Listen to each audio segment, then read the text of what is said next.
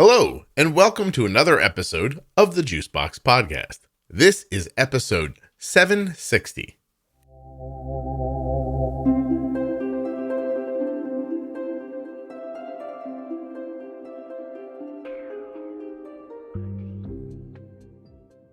Today I'm going to be doing an After Dark episode with Jonathan. And Jonathan reveals so much about his life and his life with type 1 diabetes that I don't rightly know how to title this episode. It's definitely an After Dark, though. You're going to have to listen to find out more. While you're listening, please remember that nothing you hear on the Juicebox Podcast should be considered advice, medical or otherwise. Always consult a physician before making any changes to your healthcare plan or becoming bold with insulin. If you enjoy this After Dark episode, there are almost 30 others, ranging from drinking to weed smoking, eating disorders, drug use, everything. You can find a complete list of them on the Juicebox Podcast Facebook page in the Featured tab. Or go into your podcast player and search Juicebox, one word, Podcast, After Dark. After Dark, two words. They should all pop right up in front of you. By the way, I'm looking for a serious weed smoker with a grade A1C to be on the show. Reach out if that's you. If you enjoy the Juicebox Podcast, and moreover, enjoy that it's free and plentiful, you have a few people to thank for that. Those people are the advertisers. Dexcom, Omnipod, Gvoke Glucagon, the Contour Next One blood glucose meter, ONEsmart, Touched by Type 1, and InPen from Medtronic Diabetes. You can find a list of all the sponsors at juiceboxpodcast.com or in the show notes of your podcast player. But today's episode of the Juicebox Podcast is sponsored by Omnipod 5. Learn more about the Omnipod 5 at omnipod.com/juicebox. The podcast is also sponsored today by the Contour Next One blood glucose meter. Get the blood glucose meter that my daughter carries at contournext.com/juicebox. Okay. My name's John. I'm a type 1 diabetic, living on the East Coast for 43 years. And I'm a social scientist and a musician, a dad, recovered alcoholic and drug addict, and currently am suffering through autonomic neuropathy and gastroparesis. Okay. Well, that just gives us plenty to talk about, doesn't it, John? Yeah. How old were you when you were diagnosed? 3 years old. Wow. 40 3 years old. Is that 82? 79. 79. Wow. Oh, I'm sorry. I did the wrong math. 79. Okay. Yeah. 3 years old, 1979.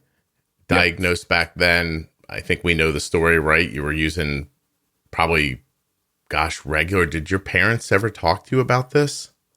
Do you know what it was like?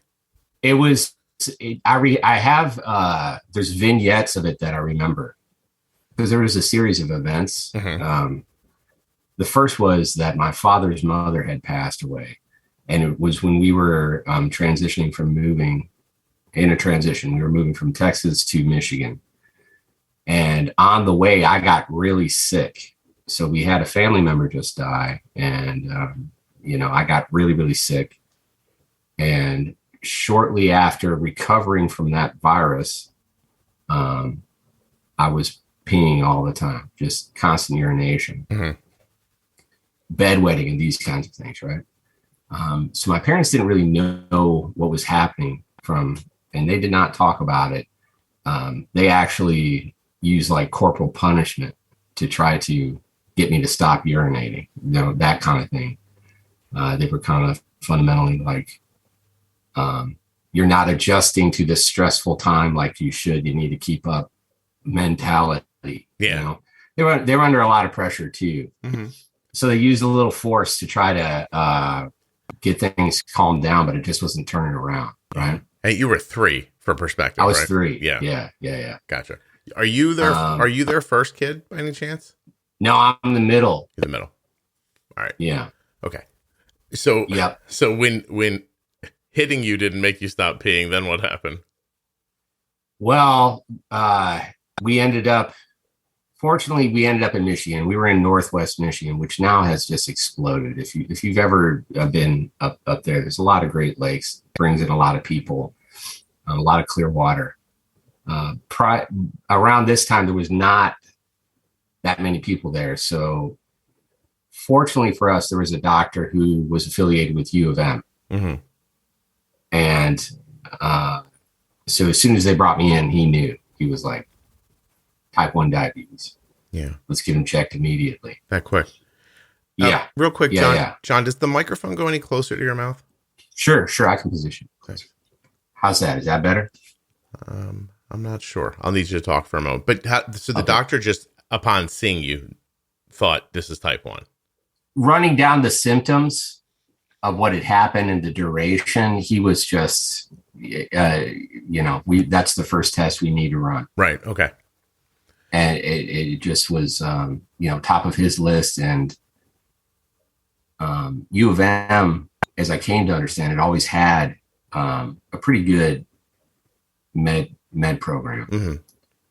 So that was not surprising in reflection. I was like, wow, we really got lucky, because this was kind of the boonies where we moved.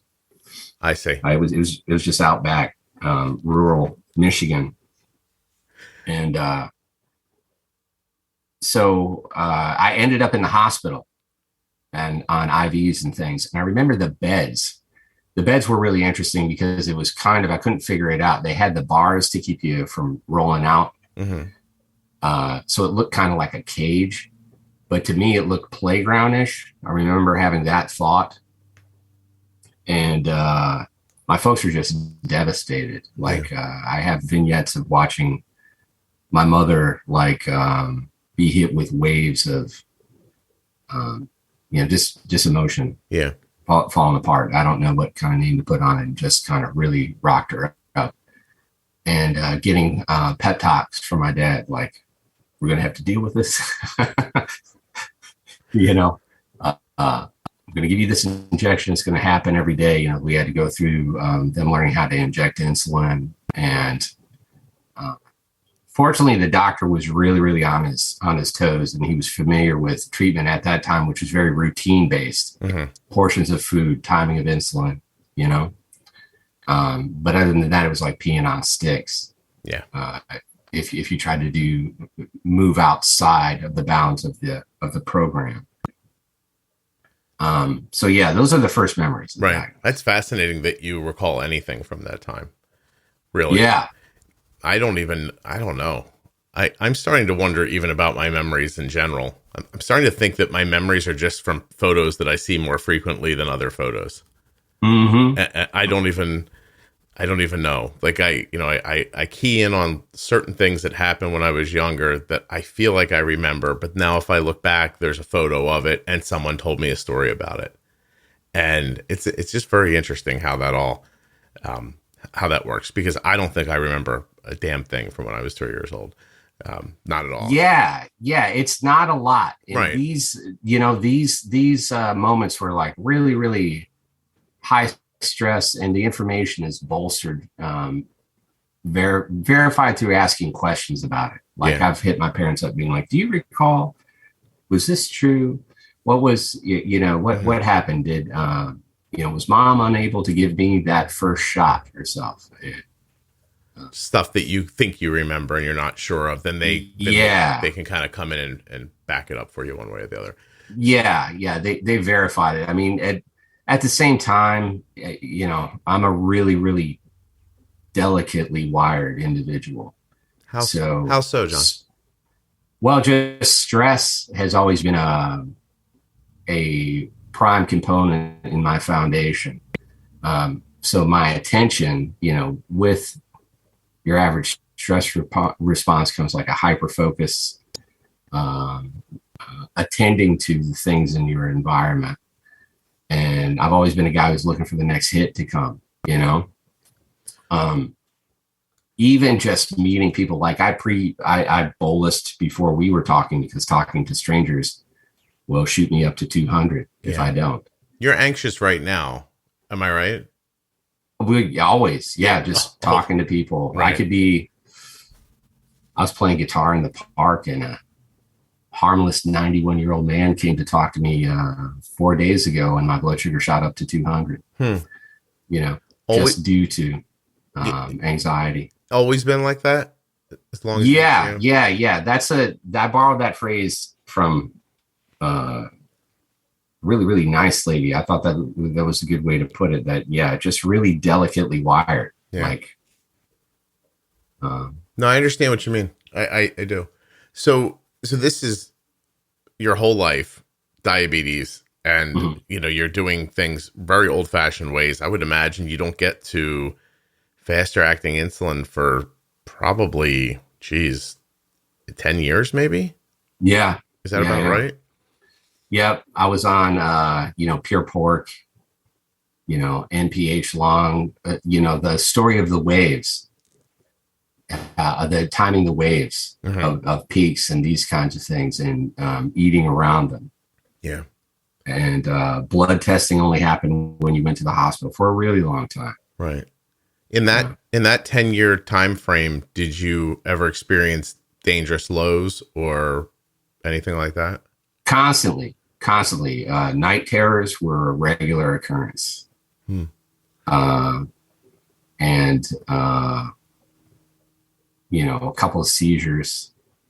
From low blood sugars. Yes. Yeah. Yeah, these kinds of things. Right. And by the time we hit pubescence, it really, really, really got hectic. Is this when the other part of your story kicks in? Like, I'm trying to figure out, I'm looking at the things you talked about when you first came on and the list of things that you sent me here. So like, it looks like drugs and alcohol. Was there some self-harm? Yes. I've carved things into myself in high school, attempted suicide 3 occasions.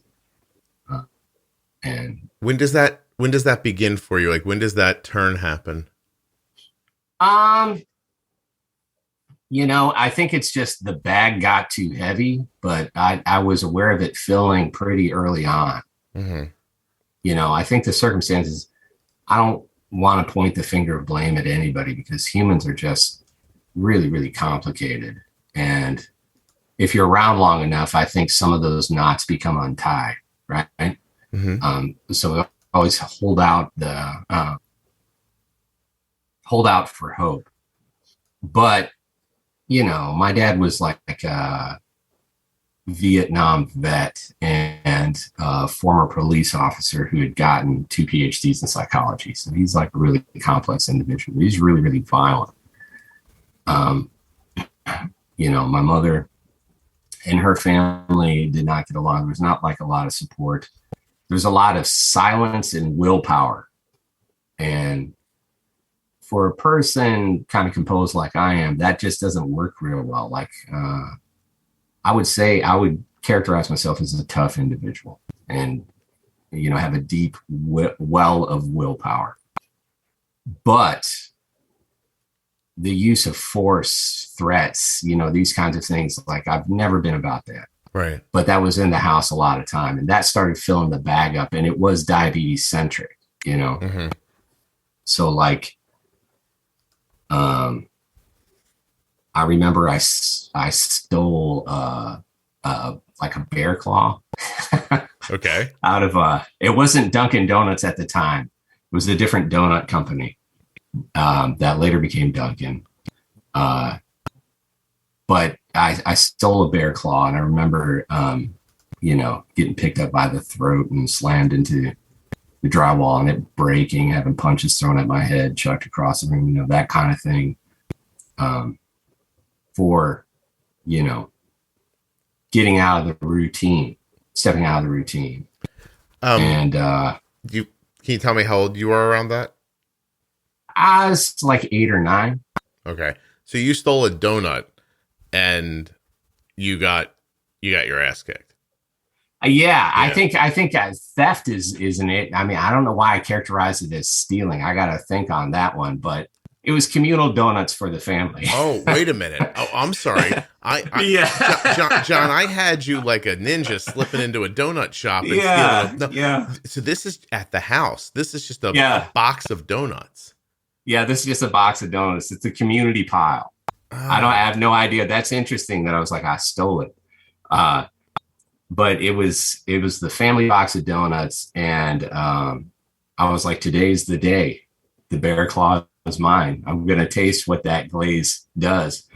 And so I took it out of the box and I stuffed it under my shirt, which is really uncomfortable with all the glaze on it. And my dad's like, he was like intelligence officer, and he's a former cop. So he like stalked me from the woods, watching me pick my hideout to eat it. Right. Mm-hmm. And I heard him, the leaves crunched, and I chucked it under the stairs of the back door. We had not built a patio yet. This is these wooden stairs. I just chucked it like a Frisbee. Right. He calmly walked over and picked it out, looked at it. He's like, in the house. Went up to the room and just, I got beat up a little bit for that. John, do you think, well, a couple of questions. Sure. Were there always donuts in the house and you just weren't allowed to have them? As I got older and the science evolved, because during this era, your basal dose had a long contour. It still does. Mm-hmm. But we're talking hours. Yeah. Right. So you can't stack insulin. It wasn't advised. Right. Because then you're like, the waves are gonna double up on you. It's gonna get closed out and you're gonna just die. Yeah. And get pounded. Right. So there's no adjustment. So back in this time, that was the program. As things evolved, I was like allowed plain donuts. So in your memory, is it the taking of the donut, the sneaking? Is it the eating something that he thought was going to impact you poorly, or was it him losing a donut? Like, do you have any context for what he was mad about? I think it's fear. If I look at, the way a lot of our people are wired, fear is a driving thing, and it's a regulator, and it's adapted to keep control. Mm-hmm. And I believe that he saw me as something that needed to remain viable, and that I was compromising my own viability. Okay, so eating the donut was going to hurt you. He needs to scare you into not eating that donut. Precisely. But you describe yourself as needing the exact opposite input from somebody. Yeah, it kind of, again, it's the 80s. We had neighbors doing cocaine and we didn't know it, like there was a bunch of stuff going on with adults. Bootstrap theory was huge, running rampant. Like pull yourself up. Schwarzenegger and Rambo are like on TV, right? They're all like pumped up and like, be a man, do it. So there wasn't a lot of talking. There wasn't a lot of coaching. Yeah, no, I was alive then too, John. I know. Yes. Yeah. I'm aware of how force was used to, I guess, create compliance, and then compliance was somehow seen as the end result. Like nobody was trying to teach you anything or change your mind. They were just trying to put you in a position where you wouldn't do it again. Yes. Does that make sense? It does. Yeah. It's absolutely true. And I think the ancestral culture feeding into that too was one of children not really being led, like you're working on the farm. Mm-hmm. Accidents are your teachers, right? Yeah. Lose a finger, it won't happen again. This was not outside the realm of everyone's experience. Right. Yeah. It is an interesting conversation. It's not really for today, but that as the world gets easier and people's lives get easier, they do have fewer and fewer teachable moments. And there is no one, I mean, in another generation or so, there won't even be, I can't, the way I'm saying this is going to come off wrong for a second. I'm not saying we need more of your dad. I'm not saying that. But what I am saying is that guys like your dad are going to be gone pretty soon. Yes. And, you know what I mean? And maybe that's good. And maybe maybe it would have just been better if your dad would have understood better how to handle you, but still had a kernel of that idea in his head of, you know, you do need to teach people how to steel themselves up and how to be responsible for themselves. Like there's a balance in there. Obviously we don't want responsibility and fortitude to come from you ending up in the dining room from the den. You know what I mean? But where does that come from? I mean, I'm a parent and I've wondered about it for years. Like, where do my kids get their experiences from? And now, you know, every kid you talk to seems to say that they're anxious or they feel stress. And I mean, I didn't know what anxiety or stress was. I'm sure I had it, but I wasn't aware of what it was as a child. I mean, if you would have asked me as a kid, do you feel anxious? I don't know that I would have known what you were talking about. And now I don't think you can find a kid who is not aware of that. Yeah, that's, you know, to be honest, I didn't know I was anxious until 10 years ago. I didn't know what that was called. Yeah, the vernacular, the attention, the coaching, and the conditions, you know, to treat it, to deal with it, acknowledge it, you know, all those things have changed drastically. Right. And so there's a moment in your life where you needed someone, an adult, to see your situation and say, wow, John is, I mean, I don't know what they would have called it back then. They probably would have said, John looks nervous, you know what I mean? Or something. I don't know what word they would have used, but he could use a hand here, and not a hand in his head, you know, but a helping hand. And then when that doesn't come, is that when you start self-medicating yourself?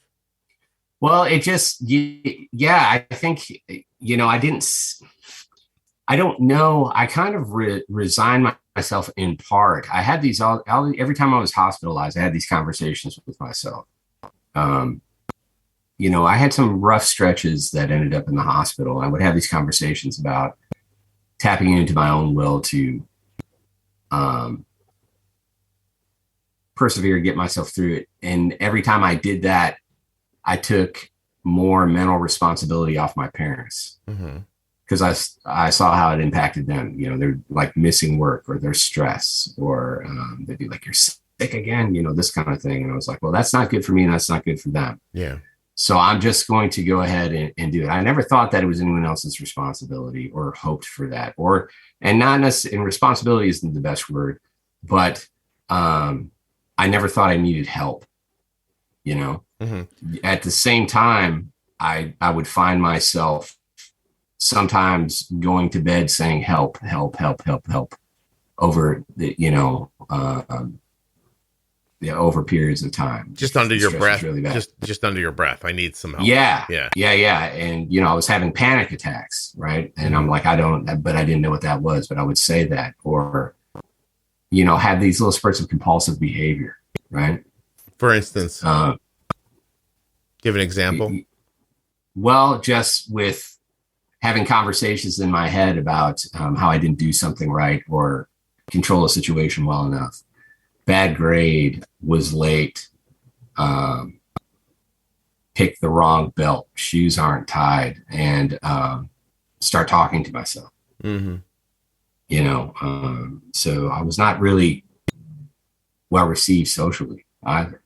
Okay. You know, and under those conditions, I thought that the way forward was you just continue to will through it and you'll be all right. You know, I think it would have been ideal to have an adult there to be like, hey man, but yeah. I'm asking in hindsight, like, what does the alternative to, I mean, obviously what you were told, just get past it, get over it, keep fighting. But do you have children now yourself? I do. I have 2. All right. So what would you tell them in that situation if they were in your situation? that my first thought was to just not even have them in that situation. I would never create conditions or I'd be like, if you encounter any of these right. Well, what if they toxic ideas, you get out of there, man. Yeah. Well, what if they just felt like they were failing something and it wasn't that because does happen. Yeah. Right. Yeah. I just tell them that failure is a very, very significant and important part of life. It's like, embrace it wholly. Do you think people believe that when you tell them that? No, but I think over the years,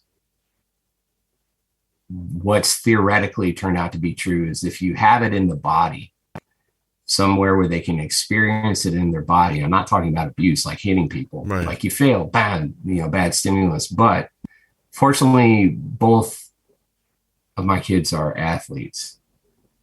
My son's a rock climber, for example. Mm-hmm. So he knows about process, and he'll, hit, try to tackle a problem on the rocks. And it'll take him sometimes 2 or 3 weeks of falling off, just trying to get that one hold. Yeah. But then he finally sends it. And I feel like if you have things like that in your life,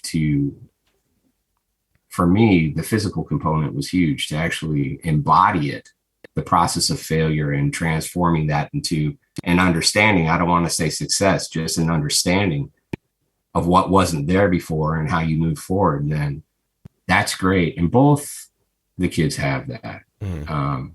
And they have me on the side saying what I just said to you. And I'm really verbose and annoying. So that's another thing. I think that adds stress to them, You think you talk too much? Oh yeah. Way too much. Do you have a feeling like how things can go wrong and you want to make sure people understand what those paths are so they don't take them? Oh, absolutely. Yeah. Yeah.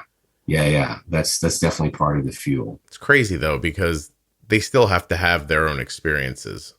They fall out of the tree no matter what we do. Yeah, John, it's one of the real shortcomings of human beings is that they can't just be pointed backwards for 5 seconds and said, "Hey, look, do you see this tale of woe here? Don't do that. If you don't do that, you can skip this whole part of life and move on to this thing." And we can't do that. Like, it's just not, it's not, I don't know. It just doesn't work for some reason. You can explain things, try to put them into context. You can, bring them up in the moment when they happen. And still in all, I don't think that in that moment you can turn someone's ship for them. I think you can. I think you can show them the skyline, right? So they can look out and see the horizon line and think, okay, well, maybe there is something out there that I can't see right now, but he might be right. That's the direction to go in. And you have to hope that something you say today impacts them in the future, because it just nothing works like a television show. Like, nobody has an aha moment where they're like, oh my God, the old man in the park was right. I have to go home and apologize to my mom right now. Yeah. That just doesn't work. But at the same time, I heard you say it earlier. You tried to put your dad into context. Veteran of a terrible war, and a police officer on top of that. So his job was even to tell people what to do. And in his line of work, I'm going to guess, if people don't listen, they die. And if you're forceful enough with people, they listen. Those seem like those were probably his lessons. Yes. And I think the longer that you're in that position, and that's an exact account. And I think it's, the longer you're in it, the more you're going to get burned out, and your patience is going to shorten, for sure. Do you think that happened to him? Yeah. Do you think he had PTSD from fighting? Oh yeah. We used to, I used to come out to use the bathroom at like 3 a.m. and he would be crouched behind the couch looking for Charlie. Oh my God. Yeah. you know, and my mom would have to come out and wake him up. If you went up to him in public without signaling like, hey, Dad, if you just touched him, you'd have an elbow 2 inches from your face. He was always ready to fight. Yeah. He just, you know, really, really tightly wound. You know, tell you what, and for good reason. Yeah, I'm not sticking up for him, John, but you put me in that jungle and have people shoot at me, I'd be tightly wound too. Yeah. So yeah, absolutely. Yeah. So what comes first? Does the self-harm come first, or does the drinking come first?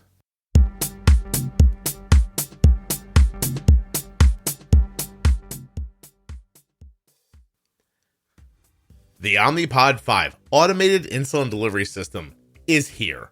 Omnipod 5 is the only tubeless automated insulin delivery system that integrates with the Dexcom G6 CGM, and it uses Smart Adjust technology to automatically adjust the insulin delivery every 5 minutes. You understand what I'm saying? Helping you to protect against highs and lows without multiple daily injections. Omnipod 5 is currently cleared for people with type 1 diabetes ages 6 and older, and you have the option to control it all from a compatible smartphone. Omnipod 5 is also available through the pharmacy, which means you can get started without the 4-year durable medical equipment contract that comes with most insulin pumps, even if you're currently in warranty with another system. Catch my drift? To get started with Omnipod 5, all you have to do is go to omnipod.com/juicebox.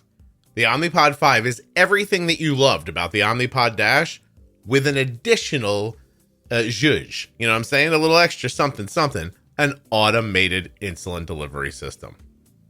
It's an algorithm, baby. It's making decisions so you don't have to. Omnipod.com/juicebox. If you're not ready for an algorithm, there's no pressure. You can still get the Omnipod DASH right at the same link. Omnipod.com/juicebox. As a matter of fact, you may be eligible for a free 30-day trial of the Omnipod DASH. Go find out. For full safety and risk information, a list of compatible smartphones, and free trial terms and conditions, head on over to omnipod.com/juicebox. Well, now that you know what insulin pump you're going to get, have you thought much about your glucose meter? I bet you haven't. I bet you just took the one the doctor gave you. But the truth is, there are many glucose meters in the world. They are not all created equally. But if you want a great one, in my opinion, you should check out the Contour Next One blood glucose meter. You would do that at contournext.com/juicebox. Why would you do that? Well, accuracy is important, right? You're making decisions about carbohydrates and insulin based on that number, and that number needs to be right. Perhaps you're living in a world where continuous glucose monitors are a part of your life, and you think, Scott, I've got a CGM. I don't need a meter.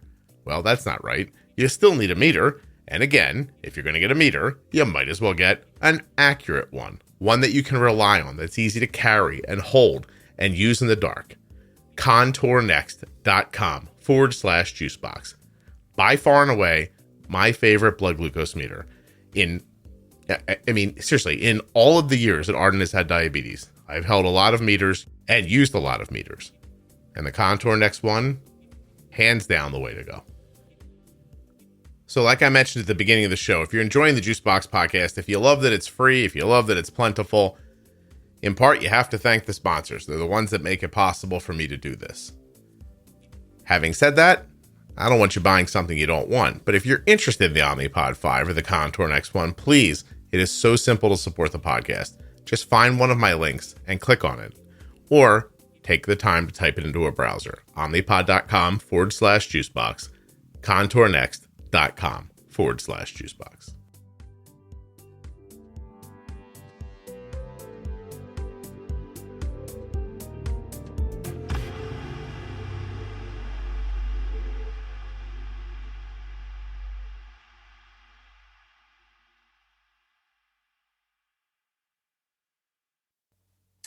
Well, because kids start with drinking, right?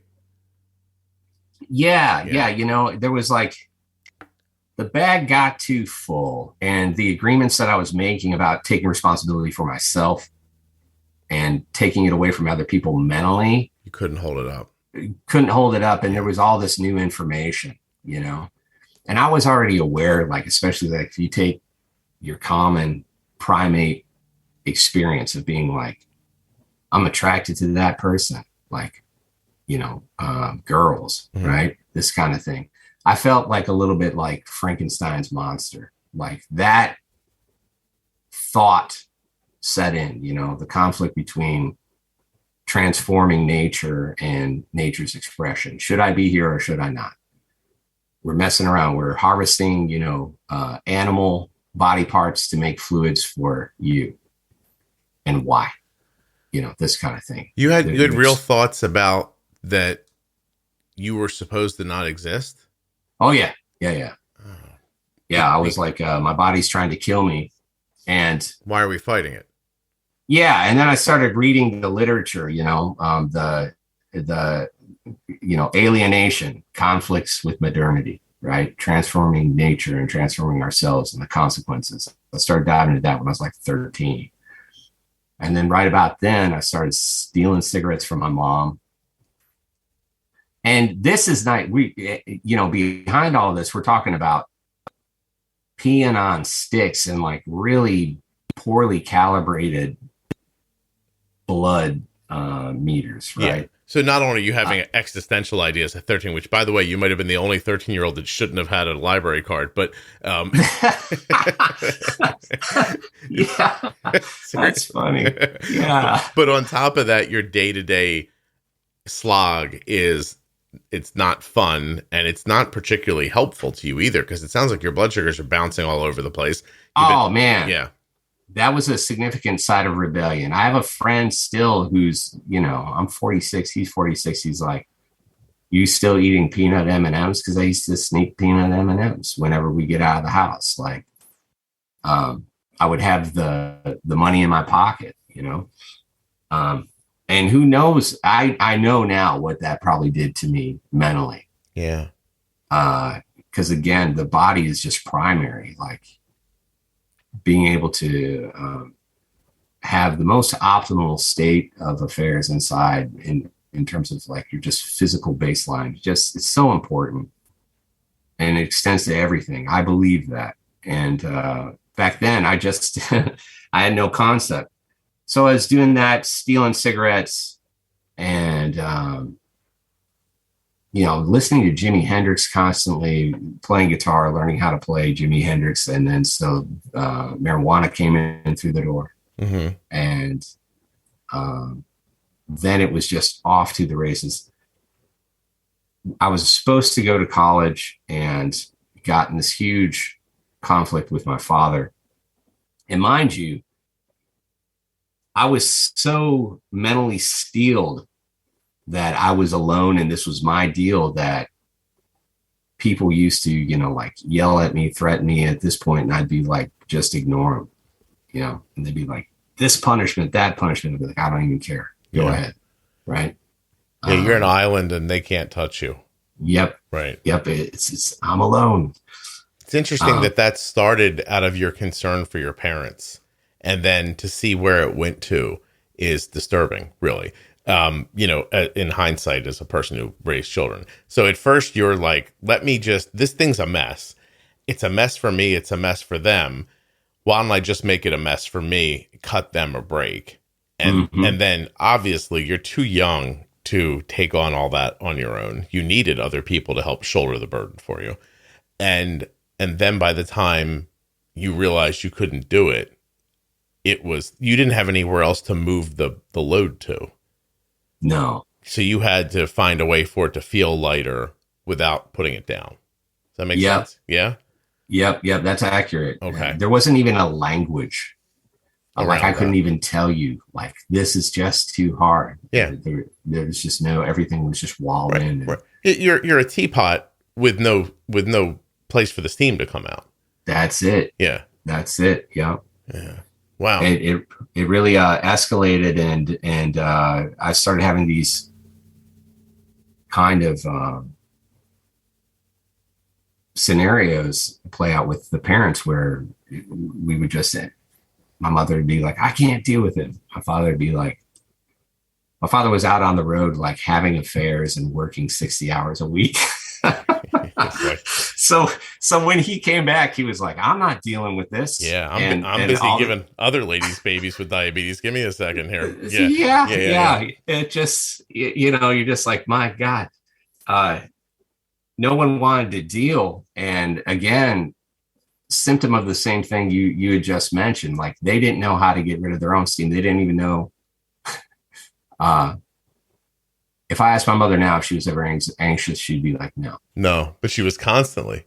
She's a case. Yeah. Sucking on those cigarettes and trying to keep it all together. And I'll tell you, I know this is generalizing and everybody doesn't fit in this category, but we might be the first generation of men, you and I, at our age, who grew up with some sort of an expectation that we had to be nice to the women we were with.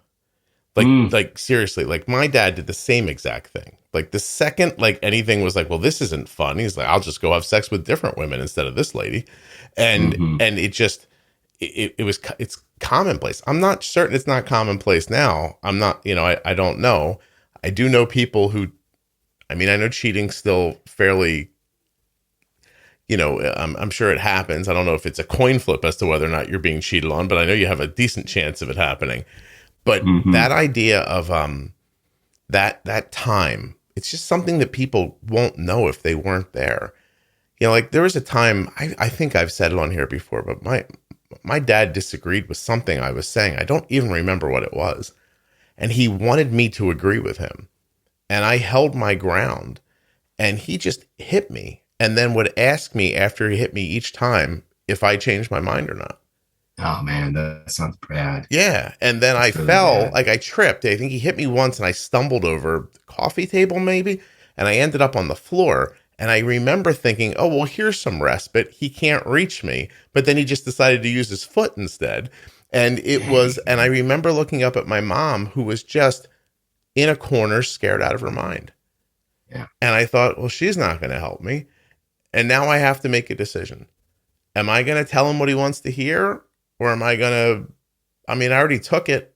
Like, why would I give up now? You know what I mean? Yeah. And so I know how you grew up, man. Like, I don't know, as you're talking, I think to myself, I don't know why I didn't end up drinking and high. You're fortunate. You're unfortunate. You're unfortunate. That hurts me to hear. And I don't mean that like you shouldn't have said it, but I'm so sorry. Yeah. You have real context for it.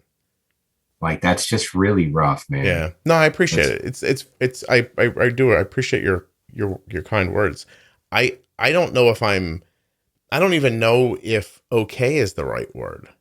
Yeah. Right. Like, all I know is it made me not want to be like him in like that. And I tried, very hard not to put that on my family as I got older. But I'll tell you that without my wife, there were paths I would have absolutely tumbled down because I just didn't know a better way. Like, I'd be surprised if the first time one of your kids got crazy, it didn't occur to you to smack them, because it probably felt like what you do in that situation.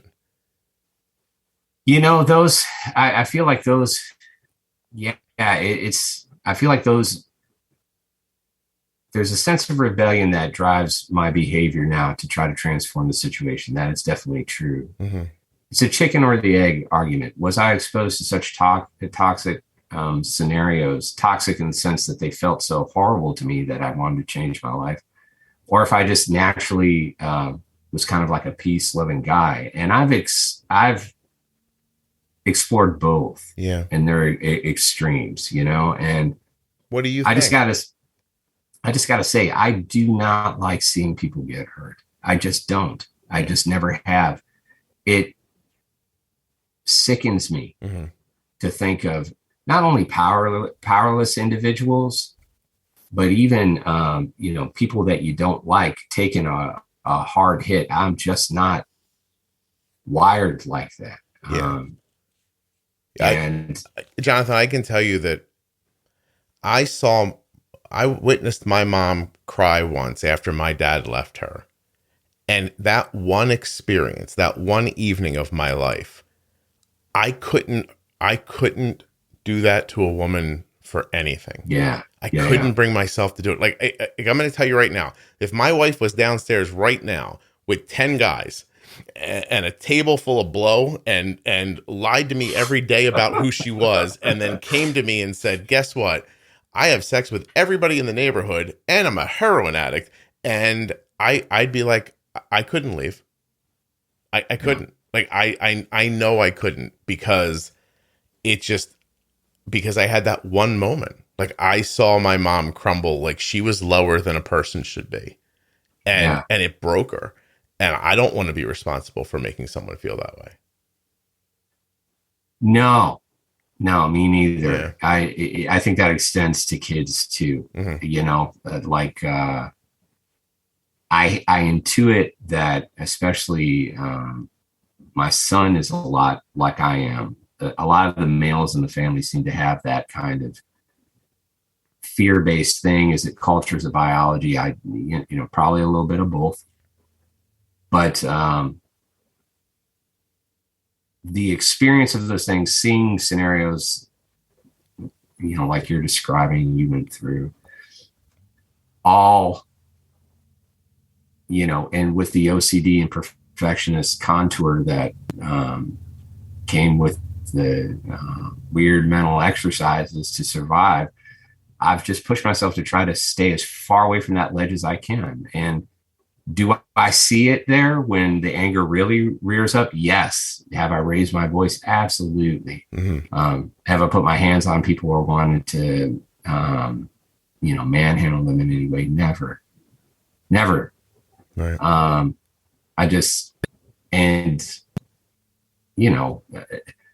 Contact sports, violent sports were a part of my therapy to try to find out who I was too later after I got sober.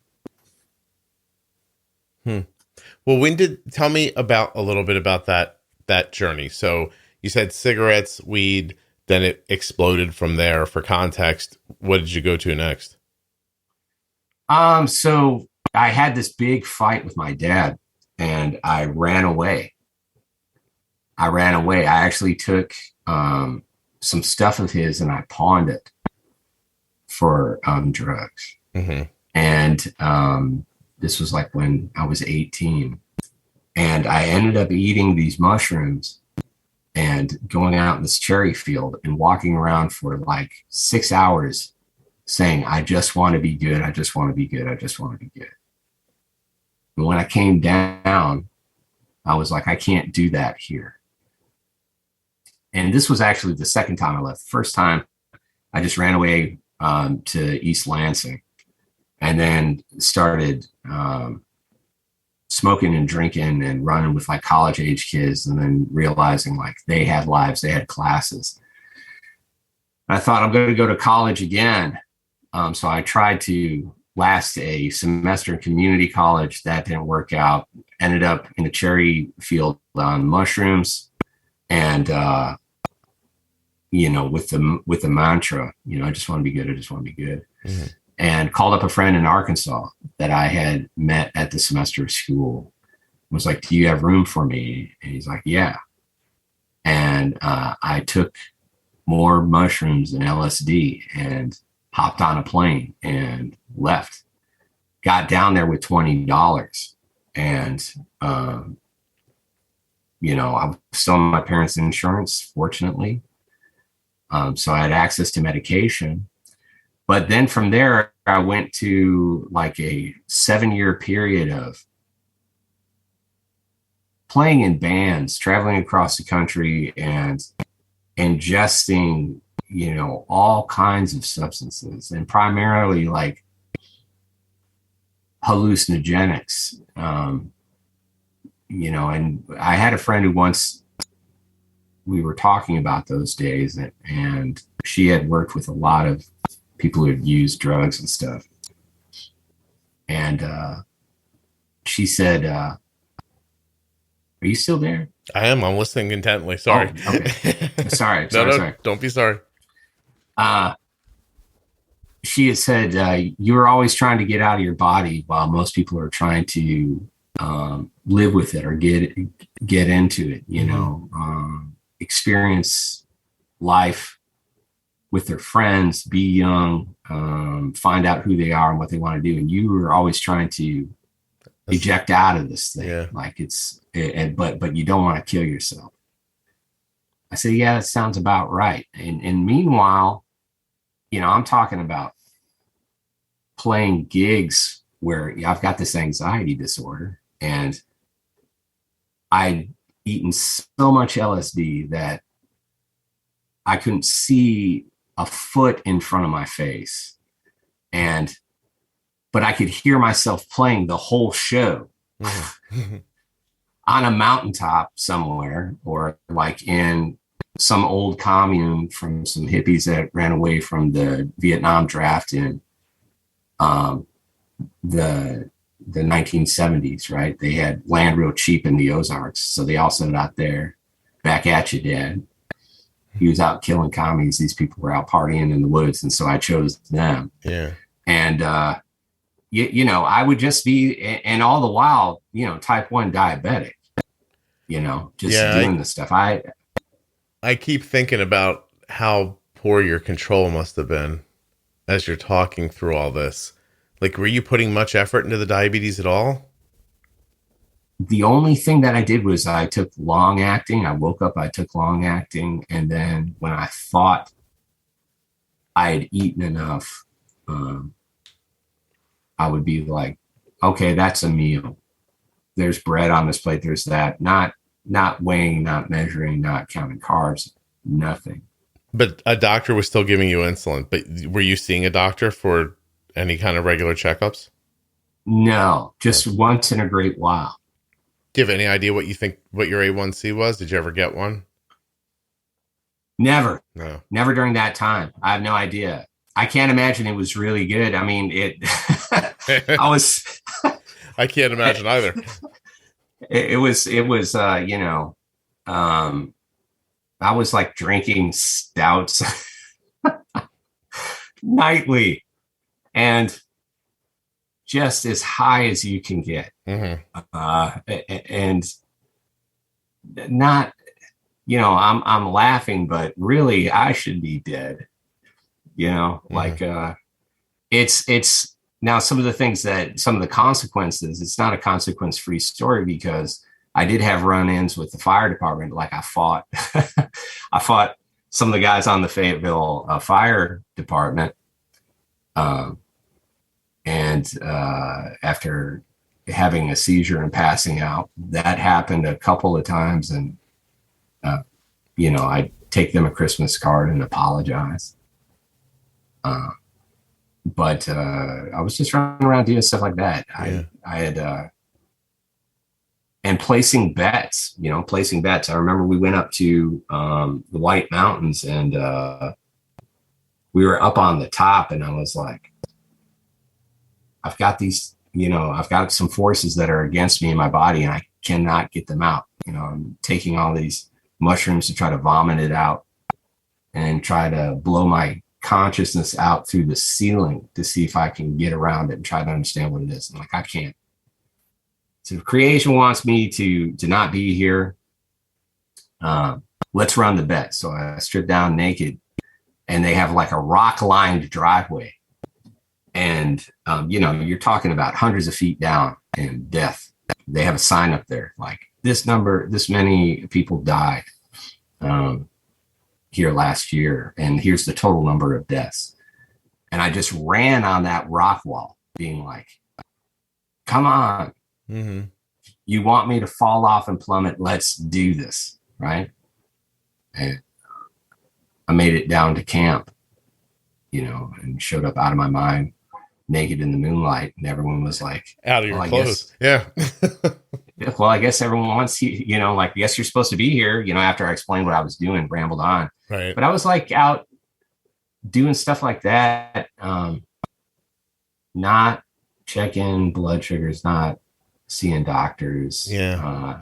Was that part of it from family? Was that part of it too? Was not paying attention to the diabetes part of you saying like, go ahead, take me if you want? Or was that you just not even having any context for how to take care of yourself? There's it's both. Mm-hmm. I never looked. I'm sure the tools have evolved. Yeah. And they were evolving then. I didn't look into it. So there was an absence of context there. And I definitely didn't have the awareness I have now of what it's like to keep that good foundation in your physiology. Right. So what happens then when you try time and again to get taken and it doesn't happen? What turns this around for you? Is it going to be a woman? No. I mean, because at this time, I've been asked about the promiscuity thing, right? Like, did you engage in high risk, sexual behavior? And I was like, no, I didn't want to connect with anybody. But and we lived through the 1980s, as well. And the HIV, AIDS, threat. And I saw what that did to people. Yeah. And I was just horrified. I was like, oh my gosh, we're all so vulnerable. The people are trying to connect and express themselves, and they're meeting this end. This is just, so I was pretty locked down in that regard. So of all the trails that I could have taken to like reach out to a woman or a partner, I didn't. Mm-hmm. It came down to me not wanting to hurt people. I kept disappointing people because I came home to Michigan. I got off all the drugs, but stuck to the alcohol. And I found myself on the back roads at night having bets like, if this curve wants to take me, go ahead. Like I can't stop this. Yeah. Just suicidal the whole time, really. Yeah. And just blacking out, time traveling. Hey, did your dad drink? He did not. Really? He did not drink. He knew that his biological father killed himself drinking when he was 29, which is hard to do. Like you have to really go at it. Yeah, it's an effort. Yeah. So he was like, I'm not doing that. But we had alcoholics, in all the branches. Mm-hmm. For sure. How old are your kids? 14 and 16. 14 and 16. How do you think they're shaping up?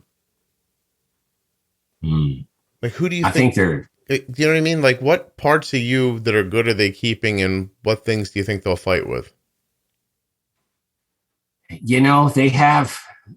They're definitely their own people. They're such their own people. I'm one of those dads that's annoying in how I wonder at them. Like they're fucking incredible. Mm-hmm. They're really, really, really incredible. They are capable of things that I've never dreamed of. And I've kind of adjusted to this place of being along for the ride, because I know if I get ahead of it and try to direct too much of it or inform it, I'm going to mess it up for them. Yeah. But I'm a happy guide along the way, but that takes practice and upkeep. And they're so impressive. They're so impressive. Well, I'm just going to say you made a big leap from your father, and it sounds like he made a big one. It's crazy, isn't it? But just having a tiny bit of context about your grandfather makes you realize how far your dad came. Like there must have been times in his life where he was like, at least I'm here. You know what I mean? Like I'm here trying to help.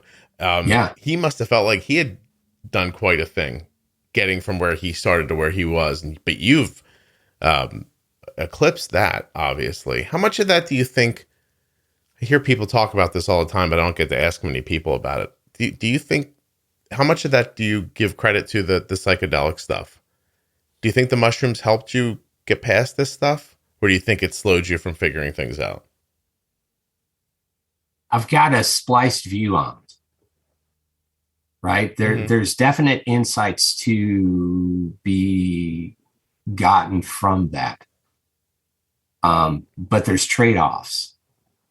And since then, since dropping it, I've gotten more insights through exercise and breathing and breathing exercises. Mm-hmm. And, I study Hindustani classical music and watch and listen and ask questions about people's process through that.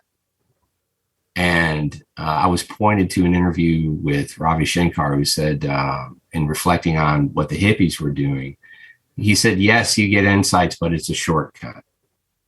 It's a shortcut. Okay. It's too much information. It's, you know, a lot of people, I think, and this is true for myself, and I'm not branding anybody anything or putting anybody down, but I think a lot of people enter the experiment and then they're looking for a culture to provide them a map through it or the possibilities while they're engaging in that practice. And if you look to yourself, you're going to find yourself asking for some cultural references. And I think when you look to American society, some of those maps are pretty limited and can be kind of dangerous or disappointing. Mm-hmm. Some of them can be great too. There's great experiences to be had, but it gave me some insight for sure, but there were definite trade-offs. Okay. So you went home, you stopped drinking because you felt like you were hurting people. Who were you hurting? Your mom? Yeah. Okay. Yeah. And so you go home to make it up to her?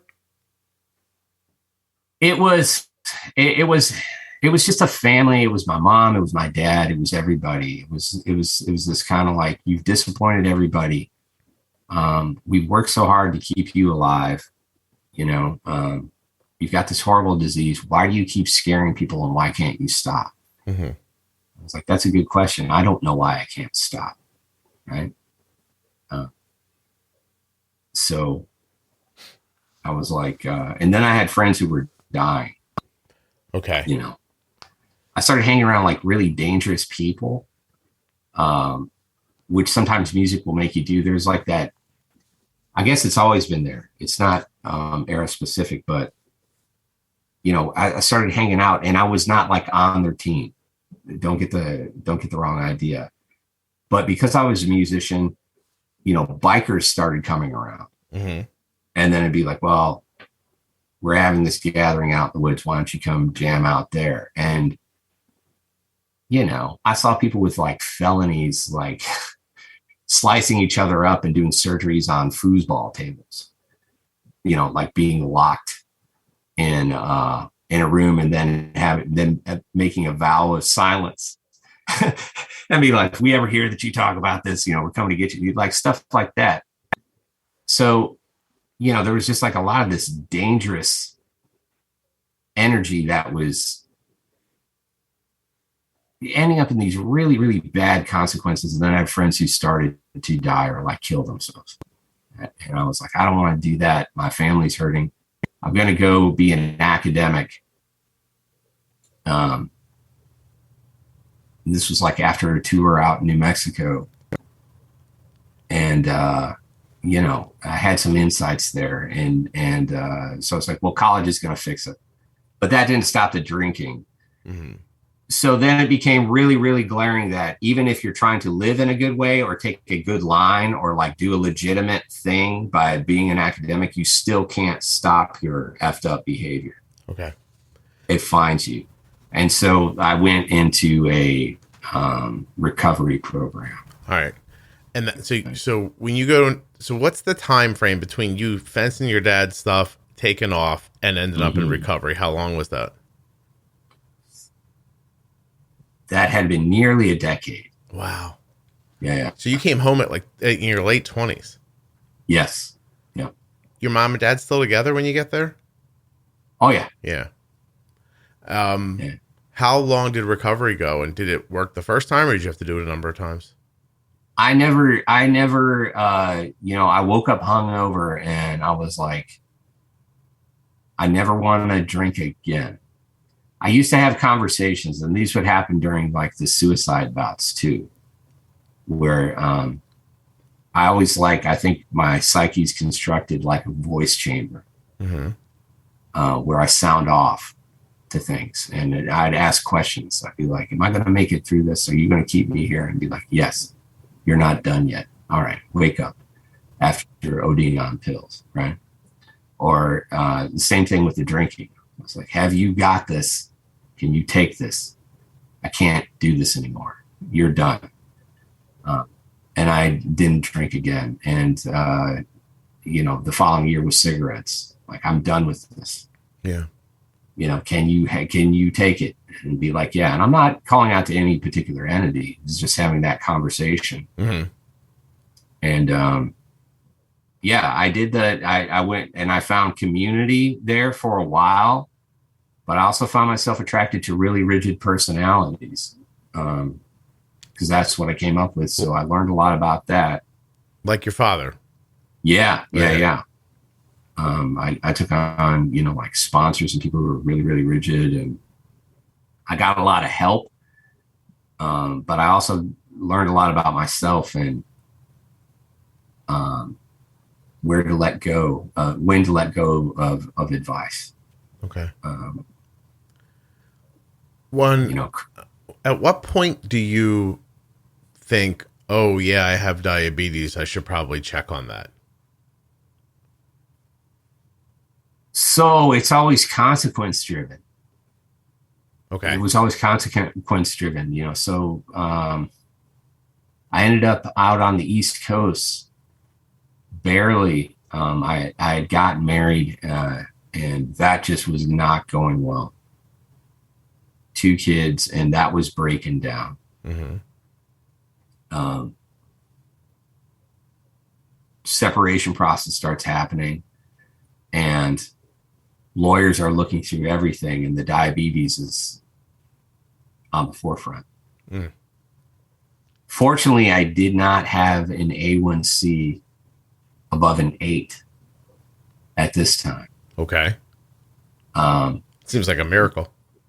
It truly is. Yeah. And they had, so I had lawyers who said, well, the average is, they say that he's only at risk if he gets above an 8. There's more nuance to that. Sure. Right. But a quick web search will pull that up. You can find it. Right. And, that's when I was like, all right, we got to keep this thing in check. But that put me on the search to try to start exploring my own physiology and the underlying mechanics. Okay. And, got into therapy, made a great, great therapist, made an appointment, and she read out of the DSM, the diagnostic manual, the 4th edition, anxiety, definition of anxiety. And I was like, I have that. It's the first time I'm hearing that. Mm-hmm. And then started reading up on that. Oh, cortisol production, adrenaline dumps. All of this impacts blood sugars too. Yeah. And started paying more attention, and then realizing that my emotional states were impacting my family. I need to get a hold of it. Right. But there was like an escalating decline going on. I had, my eyes were still good, still passing those basic tests that you have with the doctors. But see, 2020, June of 2020, a couple weeks out from some COVID related stuff, I all of a sudden my stomach wasn't emptying. And like I'm throwing up in the yard, Okay. And my wife's finally like, you go to that emergency room. I'm like, fine. I get in there, and this doctor's like, I think you have gastroparesis, and he prescribes Reglan. He's like, you need to follow up with a gastroenterologist, specialist, and get this checked out, and we're going to notify your doctor. I was like, all right. And then there was a nurse there who was like in the trenches, battle scarred nurse from Boston. She's like, this is how it goes for you diabetics. That's the horrible Boston accent, but I still remember how she said it. She was like, this is it. This is how it goes. It's unfortunate, but if this is, I'm like, okay. And from there, it was, confirmed by 2 specialists. So your gastroparesis has set in. Yeah. So your stomach is so ill-equipped at this point to digest your food. Yes. That you're vomiting because it's not going down. Correct. Yeah. Well, that'll definitely get you to the hospital. So, did the medication help? It helped in some respects. It brought up more questions. So it induced motility, but not much absorption. Mm-hmm. So I would have food flush out. And part of the idea, according to one practitioner that I met with, this is like, a bad spark plug in your system. Sometimes if you get a new one in there and it connects, the rest will start firing up. Their system will reset. You don't have to stay on Reglan forever, right? So give that a go. And she's a type 1 too. She actually had like a transplant. Okay. So I believe what she said. But I kept dropping weight while I'm on the Reglan. And then about a month and a half into it, I started getting like tremors in my hand if I was taking it twice a day. Mm-hmm. So I was like, that's not good. We need to research the side effects. And she had mentioned side effects. And I'm like, okay, for some people, prolonged use can lead to some really bad stuff. What do we do to get the signal through? Because at that point, I had been also diagnosed with autonomic neuropathy. I had gait issues as well. Okay. Can't stand without swaying and getting tipsy. Mm-hmm. And people just kept giving me these like Xerox of like, here's the foods that you can eat. And they would be like black and white pictures of like rice. Yeah, or just like these soft foods. And I'm like, okay. And they're like, just eat less of it and do this. And I'm just like, is this a hope for the best thing? Like, we're really driving without seatbelts now. Like, I asked for it. I called it out. Now I've got it. And it's a really long dose, So, yeah, so they're giving you lists of foods like, let me try to guess. No raw foods, nothing with skin, low fat, no cheese, low fiber too, right? Yes. Yeah. Yes. Okay. Stuff that'll pass through easier at your stomach. But now you're saying that on top of the medication, the stuff's going through so quickly, you're not getting nutrition from it either. No. Okay. No, not at all. And I'm slowing down and people are getting scared. My wife's like, what is wrong with you? Mm-hmm. and folks are starting to, you show up and they're like, what are you losing some pounds? You exercising or something? I'm like, I am not well. Yeah. So I started reading up on it and it's like, there's really not too many treatments for this generally. And I came across an article of a college athlete who had worked with a doctor at Cedars-Sinai, and he was a heart specialist because that's implicated in autonomic neuropathy as well. Can I go over that for people real quickly? Sure. Autonomic neuropathy occurs when there is damage to the nerves that control automatic body functions, can affect blood pressure, temperature control, digestion, bladder function, and eventually or even sexual function. So, yeah, that sucks. Yeah, it's really, there's a lot there. There's a lot to be scared of, You probably should have told God you meant right away when you asked him to take you. That's how it works, huh? Yeah. Like, all right, wiseacre. Yeah, should have said, I meant now, not slowly. but thanks. Oh, that's crazy. So that's only a couple of years ago, you're saying?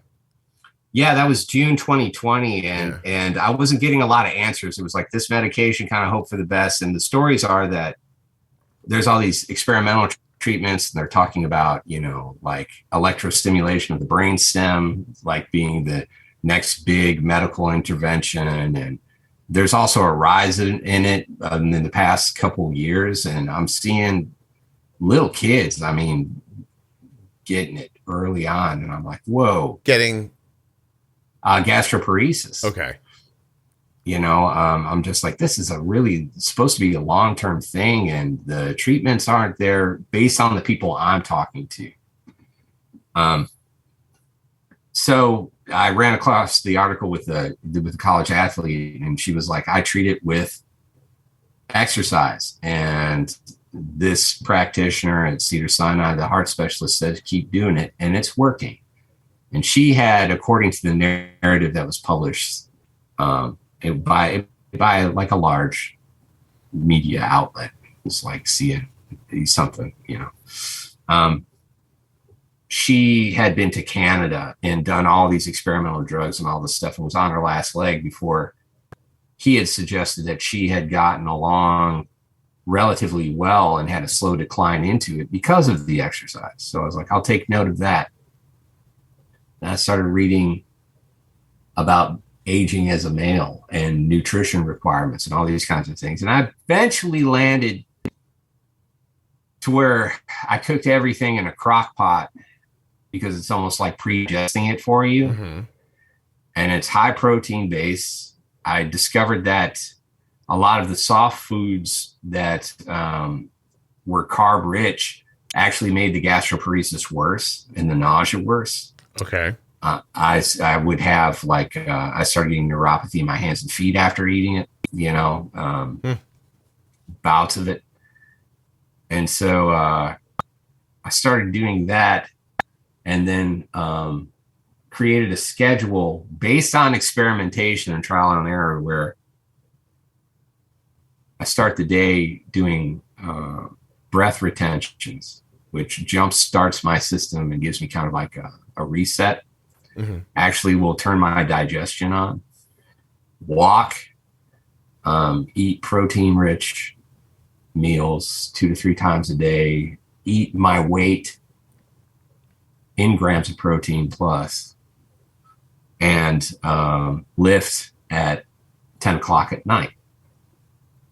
And I continue to drop weight, but have been holding at like 170-ish for maybe about 5 or 6 weeks. Visiting doctors, and they're like, if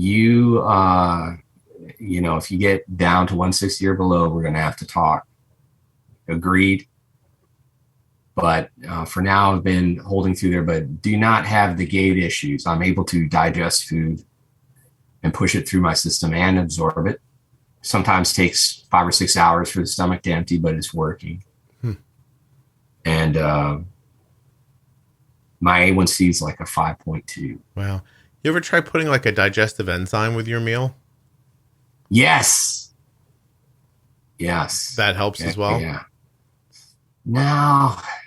I've run the controls, because my mom's like, she's the first through the door with the supplements, and I'm like, I will try it.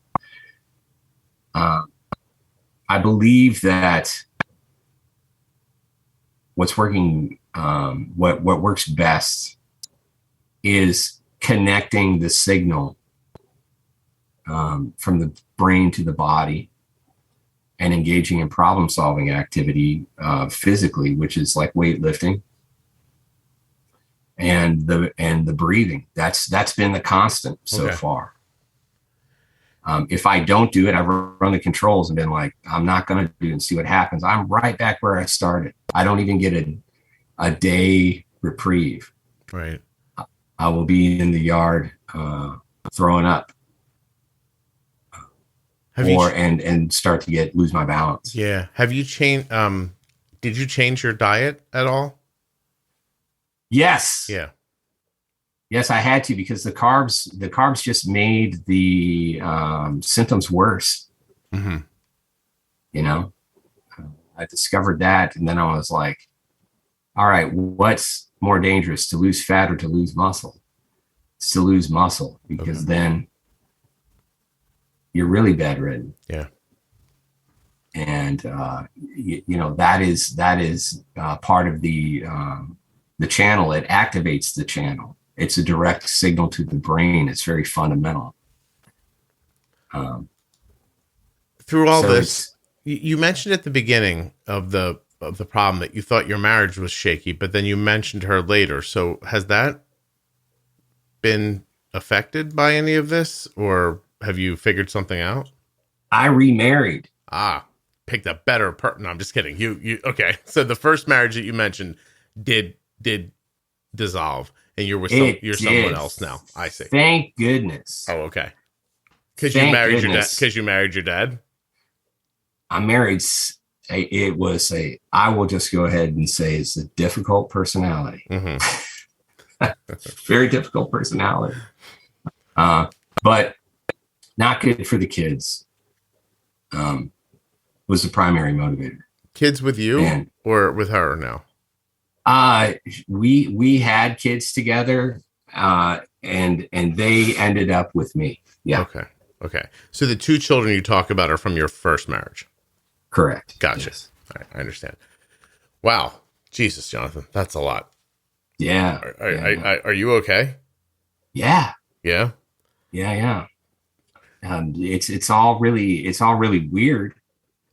And I think that the one thing about it, and especially thinking about how this relates to you and your mission, I remember the Cutter episode when you were talking about describing all of these interviews. It reminded me of Mickey Hart's description of his drum timeline in his room. How so? The percussionist. How it just became this kind of like huge beast, right? It became an organism. Not a beast, but an organism of its own. It's this kind of like running dialogue, and it's got all this different timelines associated with it, different cultures associated with it, including technology, right? Including cultural orientations, personalities, all these kinds of things. And accessing that has been super helpful because I just remember a culture of silence and do it yourself and pick yourself up by your bootstraps. Don't talk about it. Try not to be weird in front of the other kids, all these other kinds of things. And I'm like, the resource that you've created, that you've co-created, facilitated is just phenomenal. So like I'm doing okay based on my own metrics, right? Yeah. But in talking about this with you, I'm doing really good. Good. Really, really good. Well, I mean, it's also nice to hear that you enjoy the podcast today, because I did get a review today that said that the podcast would be much better if I spoke less. So come on. The first thing I saw this morning. Come on. I think you're a really wise individual. And after hearing, I'm a social researcher too. I consider you a researcher. Okay. I think like you're used to the ebb and flow of conversation, where things might go, and have great ideas about the information that needs to be put out there, and while letting people be them. I appreciate that. Thank you. So I enjoy it. And I think it's I think about my mom. Like anytime someone posts in there about a recent diagnosis, so there was even one yesterday or within the past couple of days about a young person, I think 9, getting gastroparesis. I re-experienced the horror, and I just feel awful. Mm-hmm. I just feel awful. But then I'm like, you know how many awesome parents there are who are just ready to help at a keystroke, and how much information and this backlog of expert advice and experience. None of that was around when I was coming up. Yeah, it would have maybe made a difference for you. That's for sure. Although, I mean, this whole thing got put on you pretty quickly at a young age. I mean, by yourself, of course, but it sounds like, it's certainly, it's a two-way street. Your parents probably didn't know anything about it. There wasn't a lot of great direction. By the time there was any good knowledge about diabetes, the kind that was really going to stop, things like this from happening in the future, your parents were probably well out of it by then. Just, it's hard to think about, but it's bad timing. You're just diagnosed at a bad time, Sure enough. Yeah. Sure enough. And now there's just more. There's more ways to talk to people. There's more people who are willing to say things out loud. And there's more people who are looking for help. So it's a kind of a golden age at the moment for information to transfer back and forth. It definitely feels that way. And it feels like that culture is even going to, I still take daily injections. I can't, pumps just don't work for me. I've got like too much scar tissue and, like kinked cannulas and all this kind of stuff.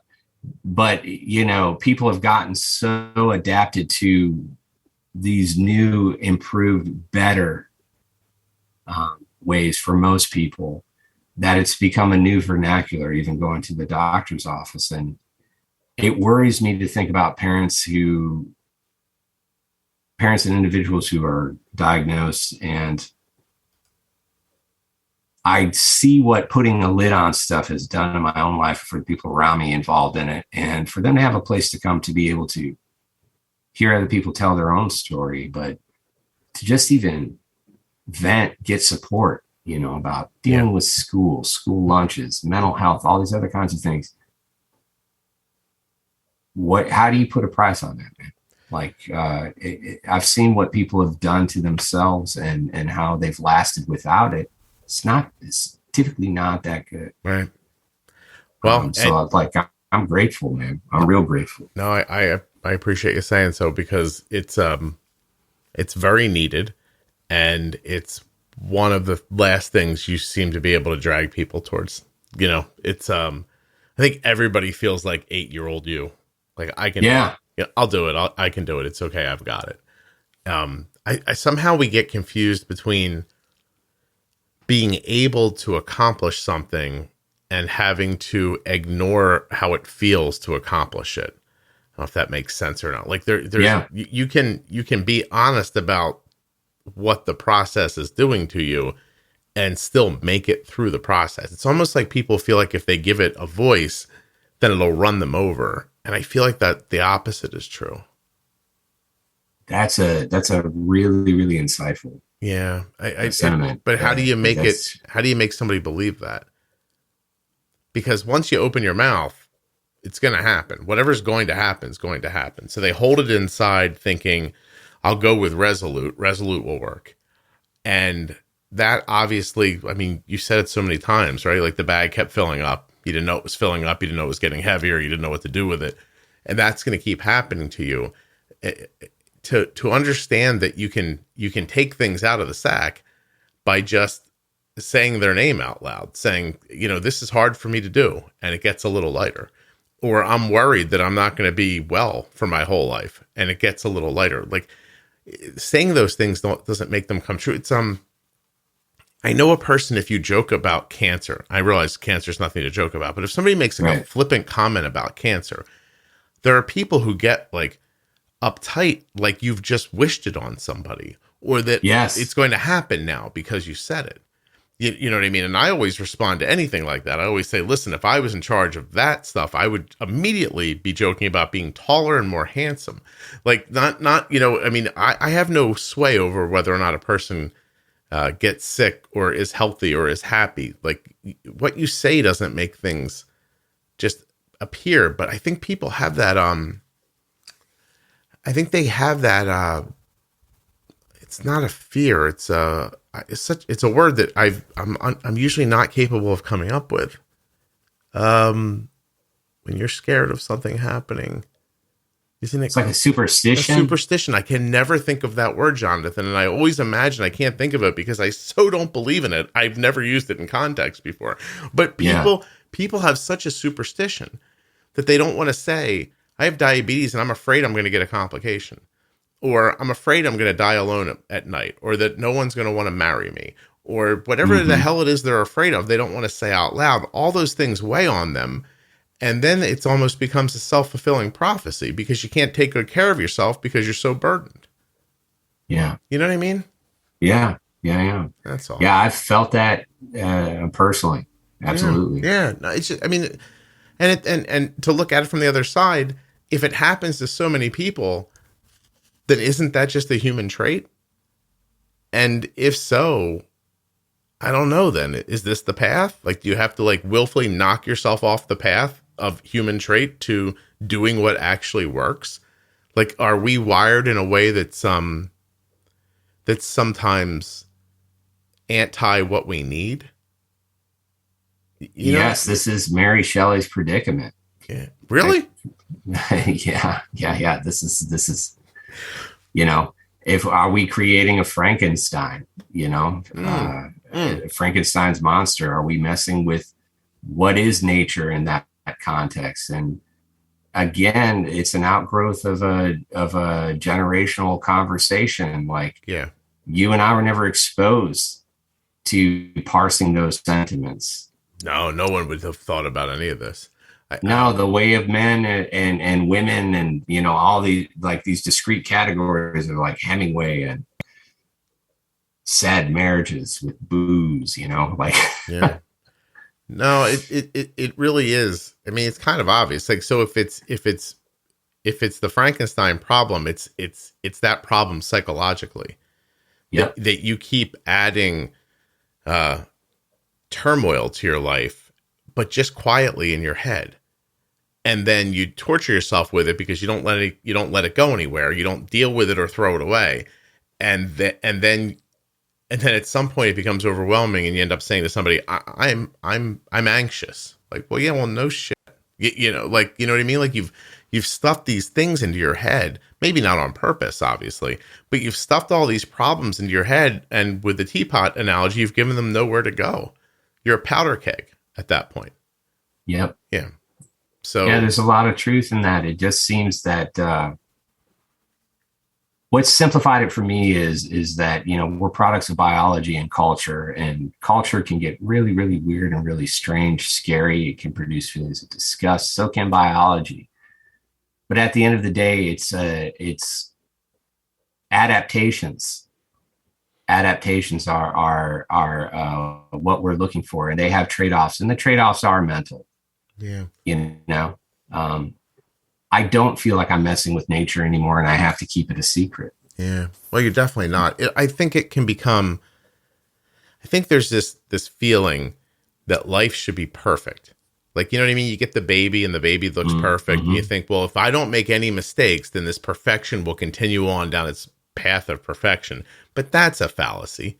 And so, I think it would be more healthy to consider that things are going to occur that you are sometimes going to be great at dealing with, and sometimes you're going to be terrible at dealing with. And you might have to make adjustments on either side of the equation. Like, sometimes maybe you have to adjust who you are to get through a thing that is static, that you can't move. It's set in concrete. And then maybe sometimes the thing can be changed a little bit to meet you where you exist. But that you have to always kind of on the fly make that decision. Sometimes it's me that has to be flexible. Sometimes it's the situation that has to be flexible. Sometimes other people and situations need to help me. And sometimes I'm going to have to realize they're not going to help me, and I'm going to have to help them.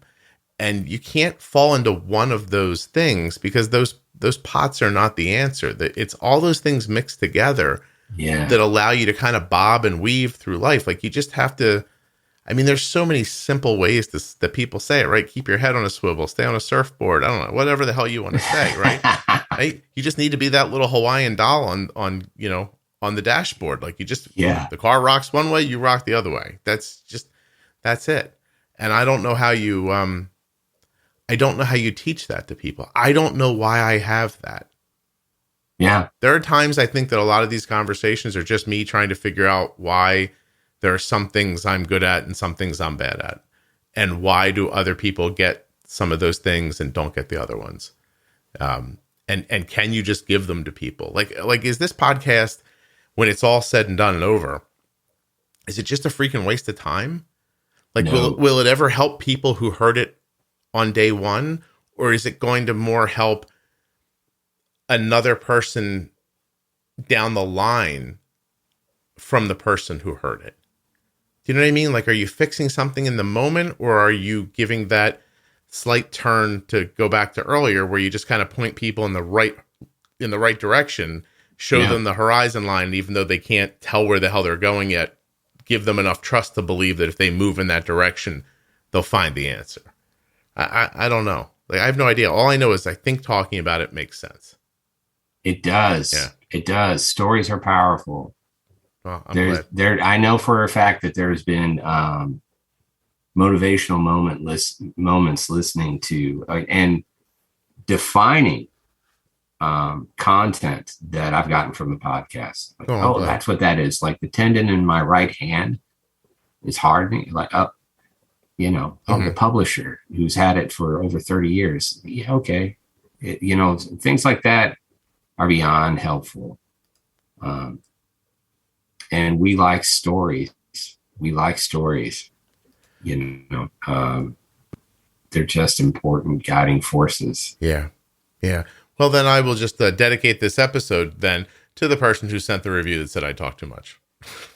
I think you should talk more.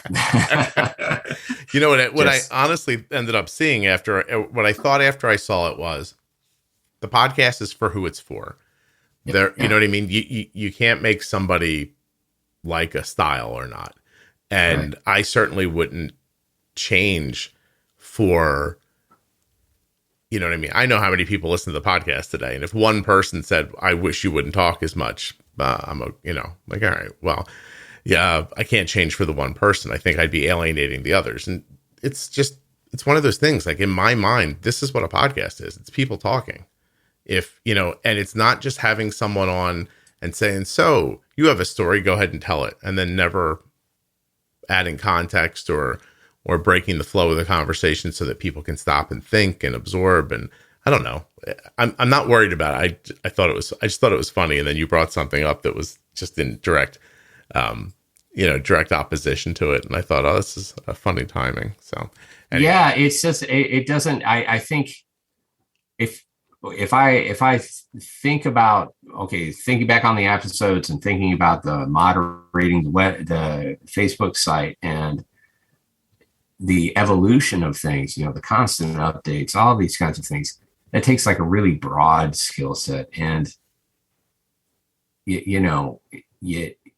why wouldn't, to me, the question is, why wouldn't you want someone who's had over 700 conversations to tell you what they think about the thing you just said?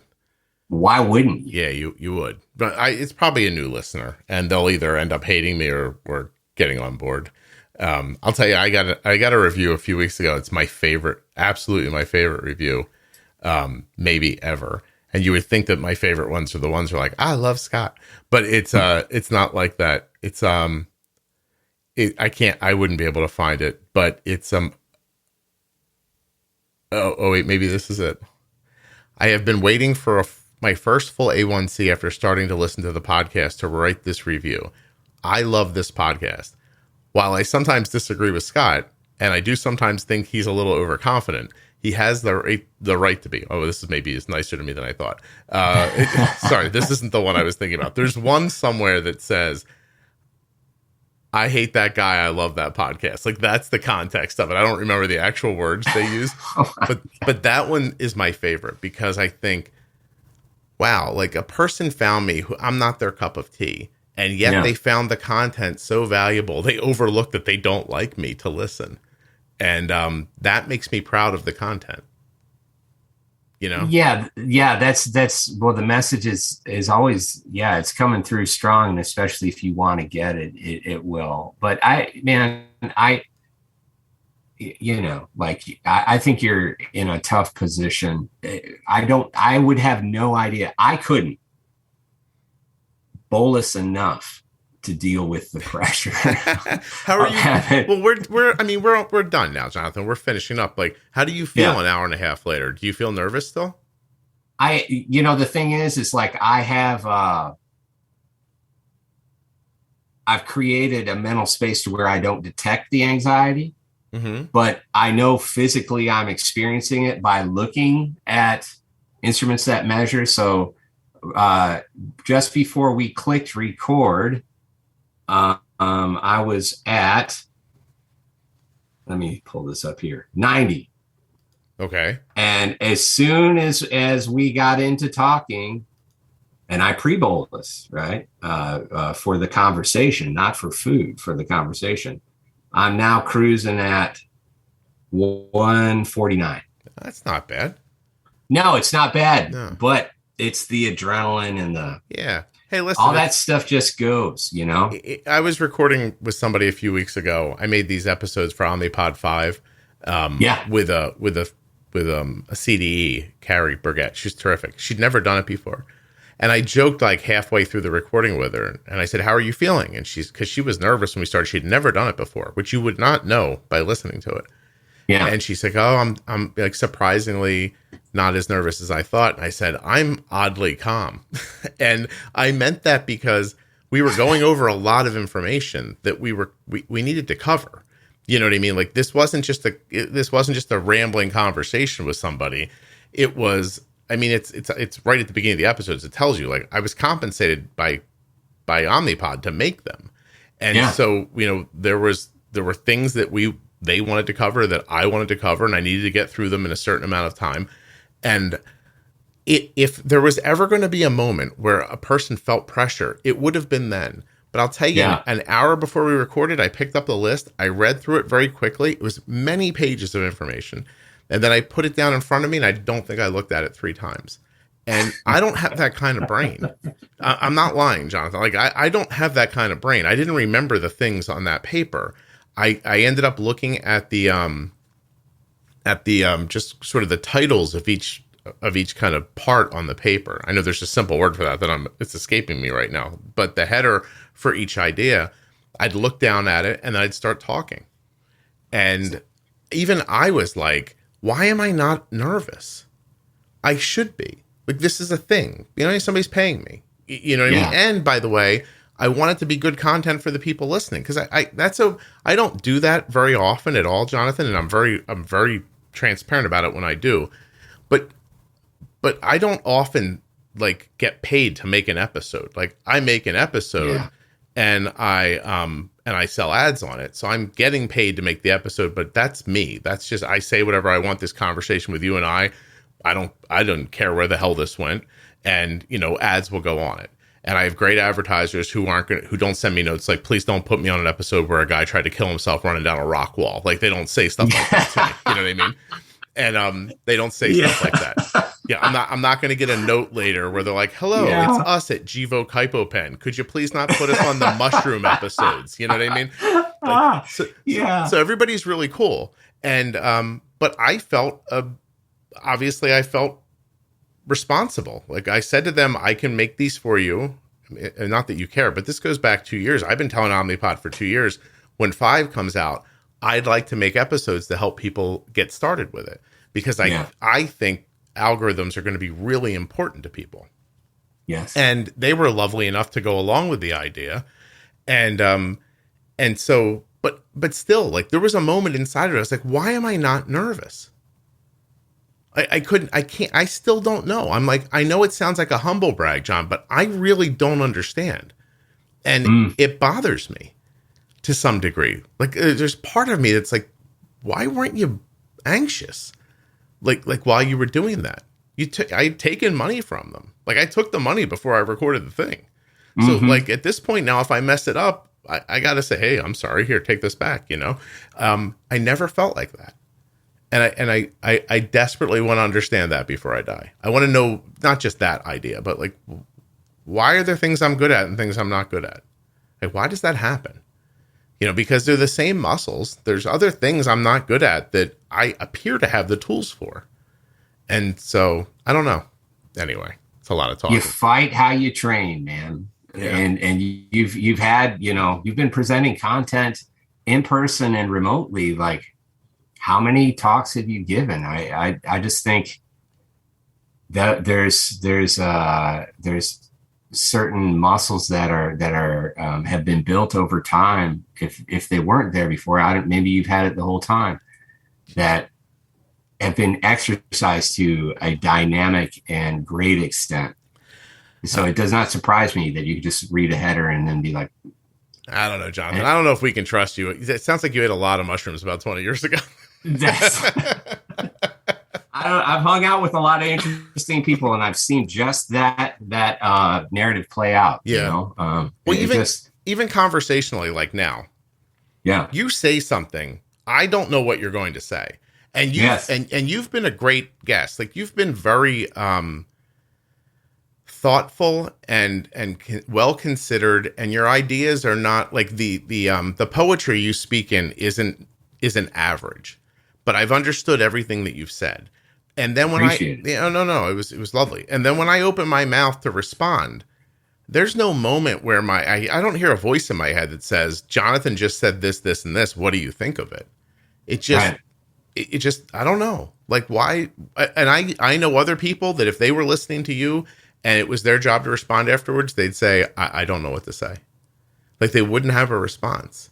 They wouldn't have a thought to build off of or anything. It's a neat skill. I just wish I had more context for it. Like, you know what I mean? Like, if you practice baseball every day for 20 years, sure, you end up being good at it. You know a little bit how you got there. I have no idea how I got there, other than I used to talk myself out of things a lot when I was a kid. But I mean, so we seem like we've gotten past that. Anyway, Jonathan, that review might be right, because this is the second episode I've recorded this week that's gone almost 2 hours. So that's maybe I am fucking talking too much.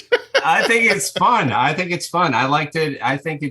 I like hearing what goes on the other side of the mic, because I'm aware, being in the academy, I see how dollars are acquired, personnel are signed on, forms are signed, all these moving parts to get one or two questions that are really focused answered, mm-hmm, and then build a 20-year career off of it. Right. Yeah. And here you are, like, you've got a Mac and a microphone and, all this, and your pooling experience, you're outworking everybody. Wow. You're outworking everybody. This, people are probably going to be researching your podcast and doing algorithmic searches of the content, and writing about as many instances as this was mentioned, or doing discourse analysis and all this other kind of stuff. It's good to know that there's a human being behind the microphone, and that they're either gifted or they're just elite. First of all, I'll agree with you on one thing. I am outworking other people. That I know. I think the conversations are important. I almost don't think it's important if everybody hears every one of them, because if I have 4 this week and you hear 2 of them, I still have the knowledge that came from the 4 when I have 4 more next week. That I believe in, like, just building up. I think people's experiences, like, I think the podcast is a repository for them, but I sort of am as well. And and while I don't remember everybody's story word for word, I think that's where the answers come from when I hear somebody say something. I'm like, I don't know why I know this, but here's what I think about this. And I think it comes from talking to other people. And I will, I'll tell you, if I step back from this to give myself credit for anything, I am running a major business by myself. Yep. And we had a moment this week, and it's just crazy. I just said we. I am the pod. There's nobody except me. but I had a moment this week where I was number 10 on Apple Podcasts medicine chart. Like, I had gone past, like, Robert F. Kennedy and people who, are famous and have big platforms and have people working for them. And I thought, like, wow, that's crazy. Like, I did that, like, completely by myself. The direction of the podcast, like I talked about with Cutter, is just, it's what I think it should be. Nobody gets into a meeting and tells me, don't say that or say this, or we need to say this more because there's an algorithm that Google points to. Like that's true. I've had SEO people tell me, do these topics. It's what people Google. And I say, well, I think they need to know this. And even if they don't know that they need to know it, I believe they do. So we're going to put out an episode about this right now.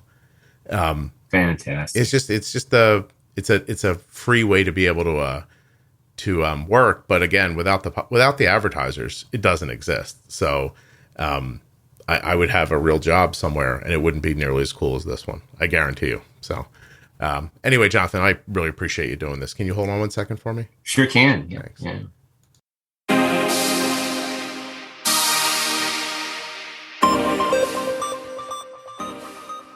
First off, of course, we have to thank John for coming on the show and telling that, amazing story.